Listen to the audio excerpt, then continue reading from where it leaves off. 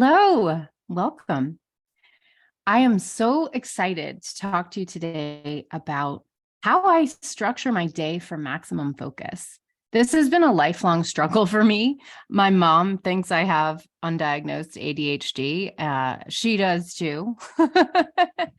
And so I've always been a sort of head in the clouds person who really had a hard time focusing on things I'm not interested in, which has definitely informed my career choices. I went for the career that I was really, really interested in because that's where I can succeed. I'm just not good at doing things I don't care about. So I want to paint a picture for you to see if you can relate to a work day where you're trying to get a lot of stuff done. If you are working for yourself, you always have more to do than you possibly could get done in a day. And I want to paint a picture of what often happens. Certainly used to happen to me all the time and might be happening to you. You come into your workday expecting to get a whole bunch done. You have a lot on your plate, right? You've got a million people who need things for you, clients you need to deliver to,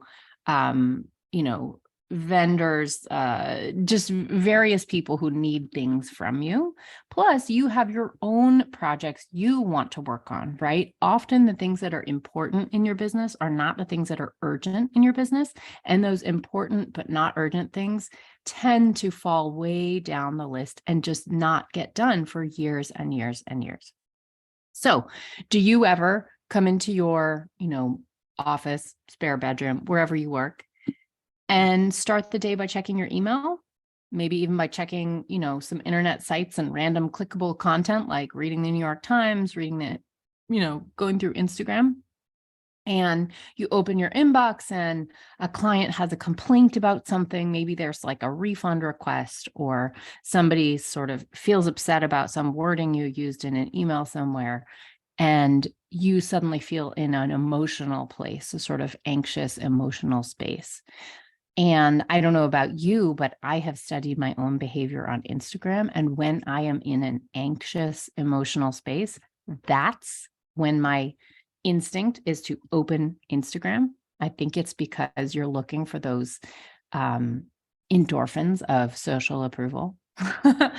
And so maybe then you open Instagram, you're kind of feeling yuck, and you go to Instagram sort of hoping that, maybe somebody liked your post or there'll be some comments and you can have some little bit of connection, and you get distracted by this thing that goes, on the scroll, and then this thing and DMs from people. And pretty soon an hour of your day has gone by and you feel in a terrible, anxious headspace.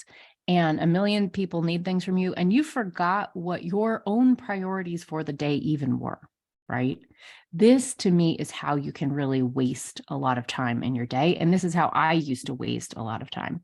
And because my only boss in my business is me, and the work only gets done if I actually do it, it has been critical to the success of my business to learn how to get things done, right?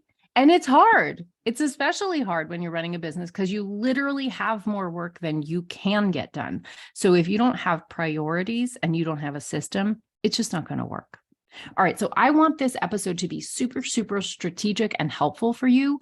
I am going to go through really exactly the learnings I've had about maintaining focus and how I implement those learnings into practices I use and you can use in your business. This episode is really universal. This is not just for self-employed people, although you are probably suffering the worst from this if you're self-employed. Feel free to share this with a friend if they could use it. If you find these tips useful, please let me know. And when you share it with a friend, of course, it helps the content that I spend a lot of time producing get out in the world and reach more ears. So let's jump in to how I structure my day for focus.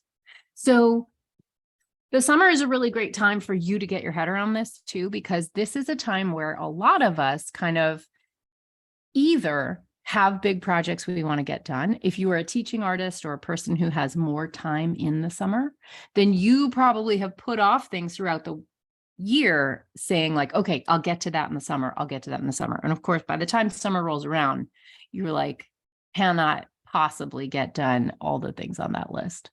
Or you might want to spend your summer with your kids. They're out of school, or like spending time with family, right? So a lot of times the summer has a little bit of a different vibe. And I actually think this is the perfect time for some real insight on focus, because changing your habits is really difficult.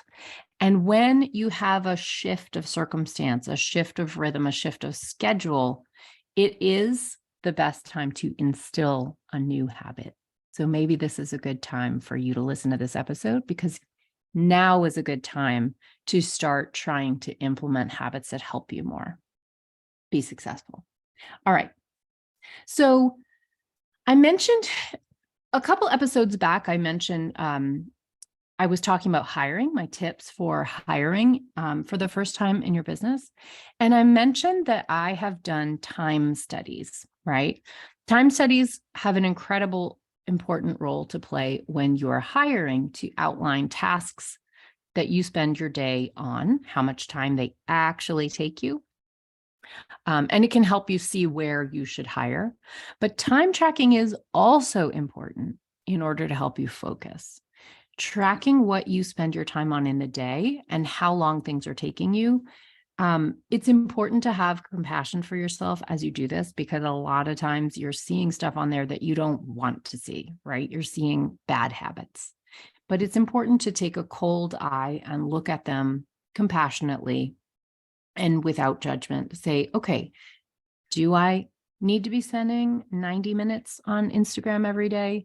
What is eating up my time that shouldn't be, or that I could reduce how much it eats up my time, that I can contain this activity or sort of box it in so it doesn't invade the rest of my productive time? And am I getting done the things I want to be getting done? And how could I do that better? It's also important, I think, personally, to sort of pay attention to yourself, your own personal rhythm. If you're a morning person, if you're a night owl, this is going to be different. You know, when you have your most productive hours of the day, I personally have spent a lot of time focusing on what are my most productive hours of the day. And once I've identified that, for me, that is the morning. I keep the morning sacred. Never, ever, ever will I schedule a meeting in the morning if I can help it, because 2 hours of work time in the morning is worth 6 hours of afternoon work time. My focus is that good. And in the afternoon, it gets that bad. So to me, if you can identify the time of day that you work with the most focus and do put guardrails around that time so that you keep it really sacred and you do your hardest work, your most strategic work, the work that really takes your fullest attention, I think that is probably my number one tip for you to be really powerful and focused in the work that you do. So for me, that's the morning. We're going to get into exactly how I guardrail my mornings. Okay.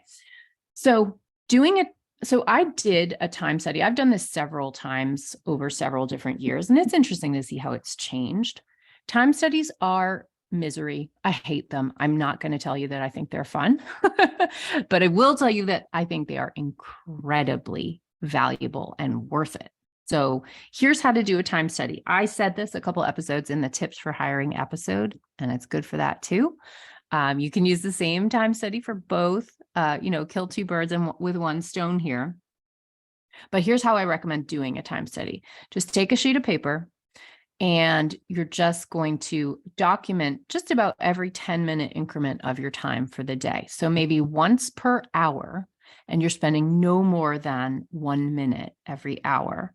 You're going to go back through the hour and document every 10-minute chunk. So maybe for 25 minutes, maybe for 30 minutes, you're checking email, 20 minutes, you're on Instagram, and then 10 minutes, you are, printing out some W-9s and sending them to people. I don't know. So you want to kind of document at that level of detail.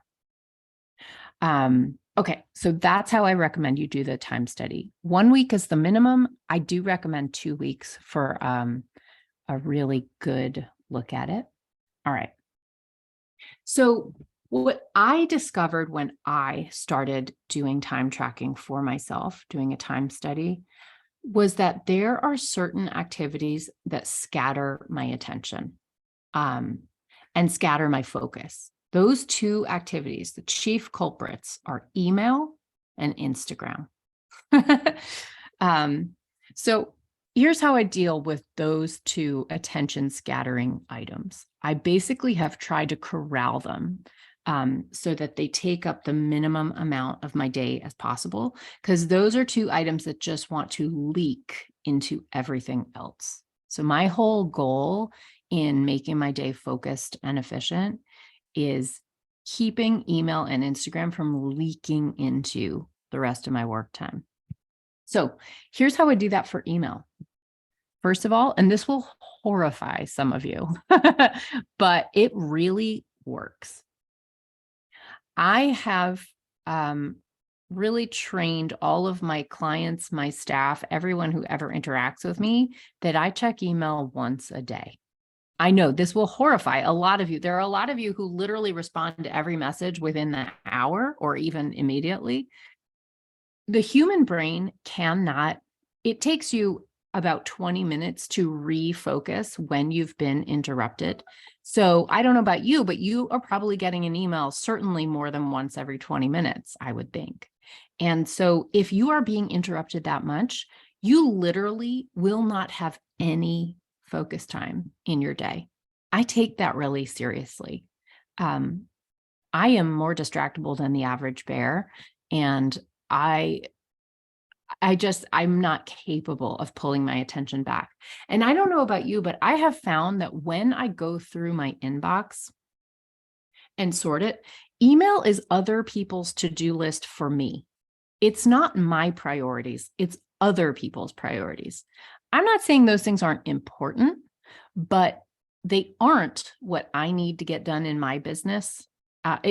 Or what I should say is, they are what I need to get done in my business, but they're not the primary thing, right? So I get to decide the priorities in my business. And I, of course, need to deliver to my clients and respond to my vendors, et cetera. But those things can come after I complete my priorities, my project for making a new course, my marketing campaign for the next launch, whatever it is. I do actually need to get those big projects done too. So I set aside time at the end of the day, and it tends to be the same time every day, between 3 and 5, depending on where my schedule is for the day, is when I check my email. And I try to give it no more than an hour. In a slower time of year, I will give it maybe 20 to 30 minutes. I know that might just seem really, really hard, but I promise you, you can do it. So, and if you can't do it, there are ways that you could make it maybe twice a day, right? It could be noon and 4 p.m. But to me, I never, ever, ever check email first thing, because as soon as I open my inbox, my brain starts ticking on the various things that people in the inbox need from me, right? And sometimes that content can be a little emotional, right? What if there's a problem, right? What if a client is unhappy? What if you messed up somewhere? What if there's something unpleasant waiting for you in your inbox? This can happen, right? And that can derail my whole day. That can actually take the most productive part of my day and throw it off track. So I simply do not let that happen.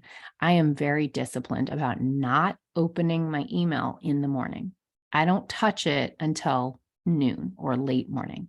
And once you work up to having an assistant, you can put even better guardrails in place. And at this point, I have that. But before I had an assistant, I would just have a hard and fast rule: no email before noon. And sticking to that has really helped my productivity. So at this point, now that I have an assistant, he sorts my inbox, and we actually sort it into action today and action this week. So stuff that doesn't have to get touched today is going actually into a separate folder. And I can just go through that folder during a longer emailing session once per week on Friday. So I won't even look at stuff that isn't urgent, right? I am only responding to the email that has to get responded to. This is how I can expand the time that I have in the day for bigger projects, right? Priorities of mine. I will say that sometimes things are urgent, and sometimes you're looking in your inbox to make sure there's nothing urgent in there. But while you're in there, all these little things are pinging around and kind of making your brain go to other places, which actually makes it hard to reel your brain back in and focus on a project that takes a lot of brain power, which is why I find the inbox so destructive to my attention. So what I have set up now that I do have an assistant is I have him note any emails where there's an urgent request or an urgent need that needs me. And so my assistant will get my attention if there is something like that, right? And occasionally I'm waiting for something like there's a deadline, there's a contract negotiation, something has to be responded to as soon as it comes in. I will tell him, I'm looking for this email from my lawyer or from this person I am making an arrangement with, and I'm going to need to respond as soon as that comes in. So you have my permission to interrupt me and tell me when that happens. That way I can focus, and I know I will be alerted when I need to be.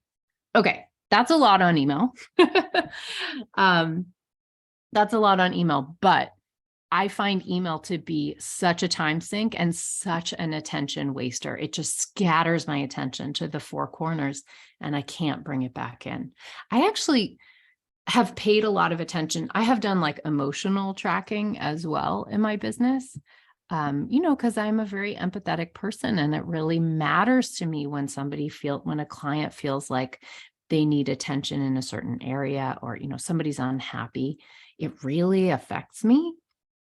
And so I also want to be really careful about how I spend my emotional energy. I want to be fully present emotionally in my work for the people who need me, but I need to be very careful about it so that I am not just like bleeding with my heart open every hour of every day, because that is not sustainable. That is a quick path to burnout.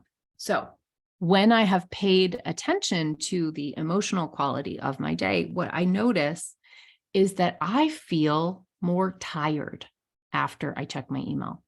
It really actually drains my energy. So that if I have had a session kind of going back and forth, doing this email, that email, printing this thing for that person, getting this person that thing they need, responding with this client, to sort of like, oh, this client needs captions on this video because they, have a different learning style, and how do I set up that? And I task that out to my team, right? So when you're doing all that contact switching, moving from one type of work to another, that's one of the things that I find particularly exhausting about email, that it will bring you where you don't get to focus on one type of work at a time, like keep your brain in one mode.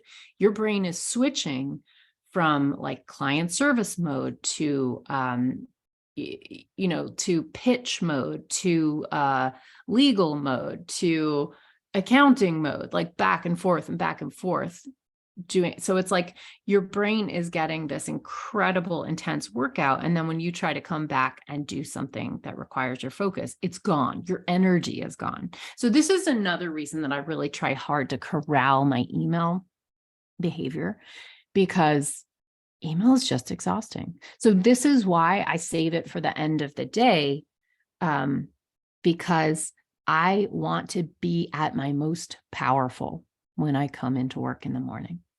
All right. That was a lot on email. Feel free to send me a DM if you have strategies for email. I'm always looking for better strategies, but that is what I've got so far. Instagram is another one. To be totally honest, I have, read a lot of the research about how damaging Instagram is for, people's attention span and emotions. I have found that I tend to check Instagram when I'm in an anxious emotional state. It's like a seeking behavior, which is actually designed, right? It is designed by the makers of Instagram to keep you coming in and keep you in there. And the fact that the story that somebody responded to will disappear in 24 hours. Well, what are they setting up for you? They're wanting you to be on there every 24 hours. And I am so upset about being manipulated in that way that I really reject it. So I started this podcast that you are listening to right now as a way to form a genuine emotional connection with my audience, with people like you who want to hear the entrepreneurship lessons and the tax information that I am here to dispel in the format that I want to give it, and that showcases my ability to teach the best way, which is more than a 90-second reel, right? I don't need to dance in order to show you how to do your taxes, right? So I want to perform my business in the way that is best suited to my particular skills and abilities. And I want to connect with people in a way that feels genuine to me, and that feels good for me to be dispelling and for you to be consuming. So that's why I put so much focus on this podcast. And yes, of course, I promote the podcast on Instagram. It is a great platform for that. Anyone with a business, any of you who are self-employed, who are trying to get visibility, you know the trap of Instagram. You sort of feel like you have to be on it, as I do. But I have tried to minimize its presence in my life as much as possible, right? I tend to use it now as a search tool to connect with people, right? I just discovered a new person and I'm kind of interested in learning a little more about them. Yeah, I will look them up on Instagram. I will look at some of the reels they've posted to get to know them a little bit and maybe reach out to them in their DMs. And I usually try to take it off Instagram as quickly as I can. So I use Instagram like a dictionary. I look stuff up as a reference, and then I go back to the other stuff I'm doing, right? So that's how I like to use Instagram.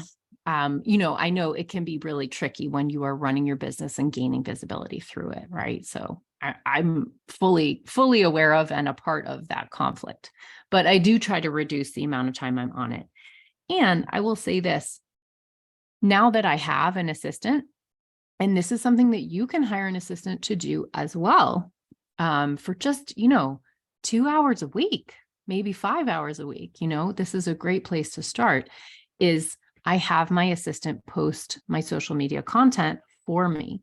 And I actually have my assistant tell me when I have urgent things to respond to on Instagram, so that on days where there isn't anything, I don't open it at all.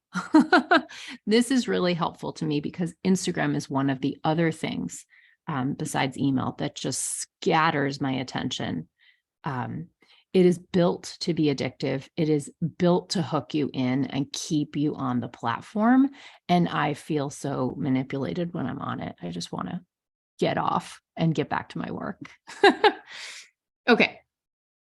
So next, in how I structure my day for focus, I have a planner.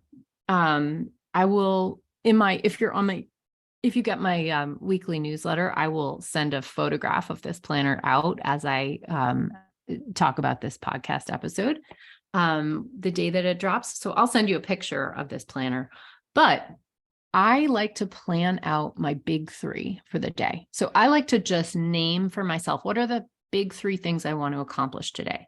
These could be my big 3 projects. I might not get to all projects in a day. And in fact, sometimes it's better to focus on one. But sometimes my goal for the day is like, what are just 3 tasks that have to get done today? Sometimes these are tiny, right? When I'm in the phase of the year where I'm in my studio, when my tax practice is kind of closed down to minimum viable, then I often have to, do things to maintain my Sunlight tax, but I'm trying to be present in my studio as an artist. So the big 3 might just be, I need to send this one email to check in with somebody. I need to sign that contract, or I need to get a W-9 to that person, right? It might be something pretty simple where I could check off the whole list in 10 minutes, but I just want to make sure I get those things done, right? So I like to name the 3 things I want to get done for the day. And sometimes the thing I want to get done is like figure out a certain color in my studio. Sometimes the thing I want to do is I'm delivering a workshop and, I know I'm going to do it. It's on the schedule, but maybe the thing I want to do is like, remember to feel the gratitude that really fills me up when I'm delivering a great, one of my best workshops, right? So sometimes I will actually put like, remember to feel the gratitude. And that will be like one of my top priorities for the day.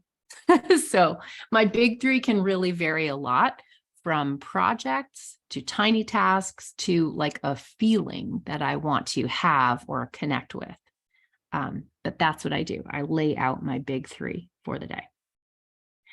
Also on my planner, I block out my hours. So I have on the right-hand column, like sort of like list of the hours of the day. And I'll put any meetings I've got in there just because I am so capable of like getting deeply involved in a project and like missing a meeting because I forget.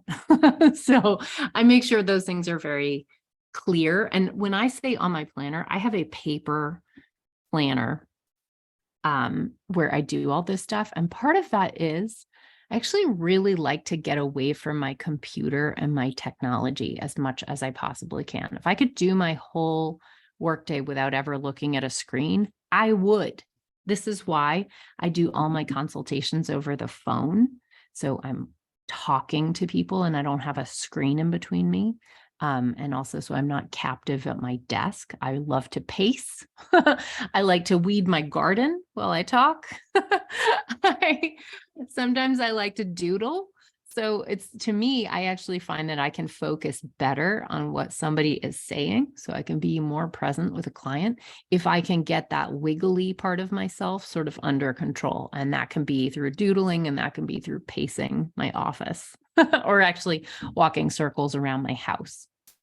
So this is why I stay away from my computer. If I have the option to do a screen-free meeting with someone, I will. So, and if you happen to live in the same town as I'm in, or if I'm traveling, I will do in-person meetings because I find them honestly just so much more engaging and gratifying that I really love in-person meetings. And I will take a phone meeting over a Zoom meeting any day. So I block out the meetings that I have for the day, and I try to chunk out, okay, between this meeting and this meeting, I'm going to do this project. So I really chunk out where my work times are going to be. I start the day with my priorities. So I start the day, as I was talking about, like the morning is my most productive time. And so I put guardrails around my morning, and I try to prepare to have the best morning that I possibly can. To me, the way that I'm going to be the most focused and productive as a wiggly person is I need to exercise. So getting exercise, for one thing, it is the best way for my brain to get going. If I don't exercise, I just don't feel as smart. So to feel smart, to feel focused, it's actually really important for me to get my heart rate up. So every single day I go for a long walk. I drop my kids off at school and then I go for a walk. Usually in this walk, I like use my walk to, just like walk into a coffee shop, to sort of be out in the world, to get the sun on my face. I'm doing it to get exercise, but I also use this time to do audio learning. So I do buy a lot of online courses. I just bought one that's about being a great writer. And so I will like put my headphones in and I will be listening to a course or podcasts. So I'm often kind of trying to educate myself and do like input on my morning walk. And so I take a nice, really long walk, but during that walk, I am learning. And I think of it as a time, like there is something about that motion of walking that really makes my brain engage and starts bringing ideas. It's like an idea generating time for me. As a painter, my morning walk is always the place where I get my painting ideas. And as a business owner, my morning walk is where I get my business ideas. There is something about the morning and walking in the morning that is generative to me. And so to me, it's sacred. And I really can't do without it at this point. It is that important to me. In fact, when it's a really rainy day, my whole family groans and they're like, oh my God, mom's going to be in such a bad mood because they all know how trained I am on this. So that's what I do on my walk. I also do as much sort of like dictation as I can in my phone. So I actually get some tasks done also while I'm on my walk. This is also part of how I justify taking such a long walk. I walk for about 90 minutes every morning, but I also, I will dictate notes to my assistant on my walk, or, Vox him. If you don't know Voxer, it's a great like walkie-talkie app, where you can send voice messages to your team, or to your friends. So I do that. I'll Vox my assistant. I will dictate, with voice memos. I will dictate emails that I want to send. I will go through my Google Docs, which I have as an app on my phone, and I will actually maybe even make some edits in documents there. Like I will list out things. In fact, because my walk is such a time where my brain engages, I do some of my writing on my walk. So I will dictate writing, into Google Docs or into my notes app. So I really use my walk, in a lot of different ways, but it sort of shapes my input. It starts my ideas. It knocks a couple of my tasks for the day off. And it is just a sacred time for me. It also gets me in the headspace of like having ideas kind of going and flowing and feeling really ready. Not to mention it gets my yayas out, right? So like when I'm home from my walk, I sit down at my desk and I'm a little bit tired and I have that like runner's high feeling and I'm like enthusiastic, energetic, in a good mood and like ready to hit my day hard. So that is the sacredness of my walk. And it's how I set up those first minutes at my desk to be super, super productive. I always on my walk in my notes app, I have one note called, what is it called? I'm in it right now. It's called the list of everything. And in my list of everything, I will always put my little agenda for the day. So like, these are the 3 things I want to get done today. The big 3 always goes there. And if there's any little tasks I want to remember to do on my walk, I will dictate to myself what those are so that I can make sure I get them done. Okay, so that's how I do my walk. I arrive at my desk feeling really good, right? The walk makes me feel good. That's half of why I do it. And my day is already planned out because I have done that on my walk. I also, on my walk, identify the very first thing I want to do when I get to my desk. So I usually have a first goal. Often that is recording the podcast. And here we are right now after my walk. And I'm recording the podcast. So that, because the podcast takes a lot of thought, and organization. And so to me, it's one of the sort of big and hard tasks. It's critical to my business. And, I want to be in a good mood for you. I don't want to do it after I've been responding to refund requests, right? Because then I tend to be, or even on Instagram, right? Because I tend to be in a sort of like more grouchy mood at that time. Who would want to listen to that podcast? So if you're ever wondering why I seem sort of optimistic and sunny, like that is very deliberate. I'm really paying attention to the emotional moments of my day and when I can bring you the best of me. So that's in the morning. So once I've identified my priorities for the day, my first task of the day, I always conquer the hardest task of my day first thing. That is, eat the frog. That is what I do first thing. I do that whether I'm painting or whether I'm working in sunlight tax. So that might be recording my podcast. It might be figuring out some difficult piece of tech. It might be writing. A lot of times it is writing, because though I love writing, it takes a lot of focus and attention and I cannot be interrupted or it kind of can all scatter. So those focus tasks, the hardest, most focus requiring task of my day is always going to be first. I try to chunk out 2 to 3 hours to get that done, like to have that space 2 to 3 hours in the morning is worth 6 hours in the afternoon. So I never will schedule a meeting in the morning. It's really important to me that I get my big project done in the morning. And I will get that project done before I ever look at my inbox or open up Instagram. I usually have a team meeting in the middle of the day. So I check in with my assistant. So that happens. And because of time zone things, I have had to make that meeting earlier than I ideally would like to. I used to have my meetings at 4 p.m. when I had an assistant who was in the same time zone. Now they're a little earlier, but even so, I make sure I've got 2 hours to work in the morning. In the afternoon, I had to learn the hard way because I used to work through lunch all the time. That I started burning out and getting scared of my workday when I skipped lunch. So over time, I have come to learn that putting a little space in my day for a nice lunch and just like go walk in my garden, go like listen to a podcast that has nothing to do with my day, eat a nice salad is like just refreshing. It's like really nice to kind of get away from stuff. And I actually find that having good ideas comes more easily when you release your brain from the task, right? Your best ideas come from you, not when you're trying to focus your brain on having a good idea. They actually come from when you've been focused on it and then you walk away from it, right? I don't know how many of you have gotten an incredible idea in the shower, but that's a real phenomenon. And that's why. It's because you were not doing the thing when you're in the shower, but the idea can just flow into you. So lunch, I put it on my calendar so that people can't schedule meetings during it. I try to keep it as sacred as I can. And I try not to work through lunch because I used to do that.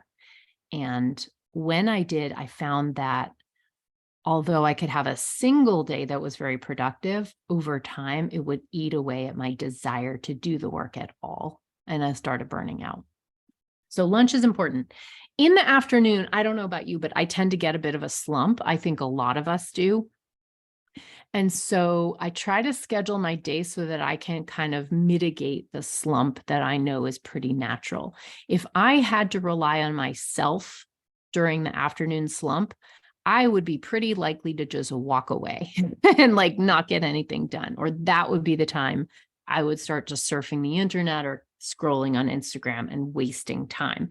And honestly, if I'm going to be at work but not working, I'd rather just quit. I'd rather just quit work and like go to the studio or do something else. So in the afternoon, my strategy is to schedule meetings. I do my people time in the afternoon. For me, this really works because I am technically an extrovert. I find myself energized around other people. So I make my client meetings in the afternoon. When I give workshops and lectures about taxes, I tend to do those in the afternoon because those really energize me. Also, they're on the calendar. And so it does force me to stay at work when if it was only me and I wasn't accountable, I might quit. I might just take off for the day. So it is how I get more out of my day is by scheduling the people stuff, the meetings, the client time, and the, lectures and workshops and the like big delivery items is what I do in the afternoon after my nice lunch. And then after that, I do email.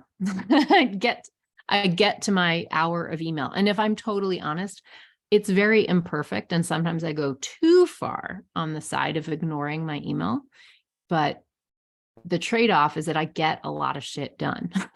So I get a lot done. I do a lot in my business. I move really fast and I'm a little addicted to that. And sometimes responding to email is the thing that suffers, to be totally honest. This is always a balance for me. It is always something I am trying to work on. But if I could never touch email again, I would. I don't love it. So that's how I manage my day. And that is how I structure it to have the maximum amount of concentrated focus time and to understand my own rhythms of emotion, of energy, and of productivity, and even of enjoyment so that I just enjoy my days and I get the work done that I intend to. So I hope that's been helpful for you.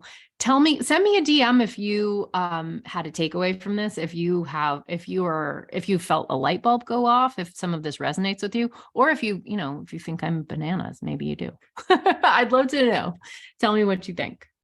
And I want to tell you, just speaking of the summer and being productive and getting things done in a more focused way so you can spend more of your time doing the stuff that is meaningful for you, I wanted to let you know that I recorded a private podcast series that is my secret sauce episodes. They are sort of the best of what I have to offer.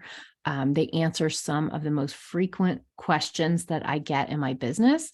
And I really designed this 4-episode private podcast series to unlock some of the things to give you some of the understanding that helps you really know in your bones why things have been hanging you up in your business. Okay, so just to give you an example, episode number 1 is about how to pay yourself.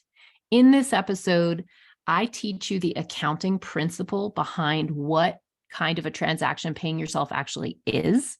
Because when you understand that, then you understand not just how to pay yourself, but also how to invest in your business and how it works, how you can maintain a separation between your business and personal accounts and still understand what part of that is taxable and what is not, and keep your accounts separated as you legally need to do to stay protected.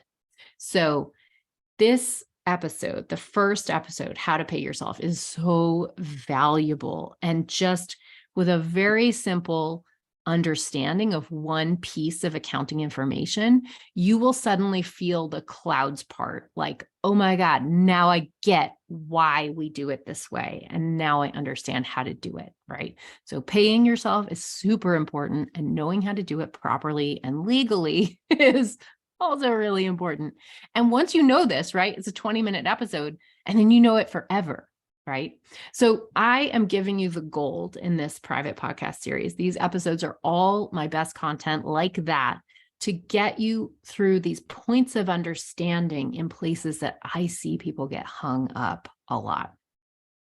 In episode number 2, I give you the real story about why people use bookkeeping that is way too complicated, way too expensive, and serving the needs of a business that is far larger than theirs. So I tell you kind of what you actually need and what you don't need in your bookkeeping so that you can save a lot of money, save a lot of time, and keep your bookkeeping simple to take care of the needs you actually have and not 100 things you don't need. Okay, that's episode 2.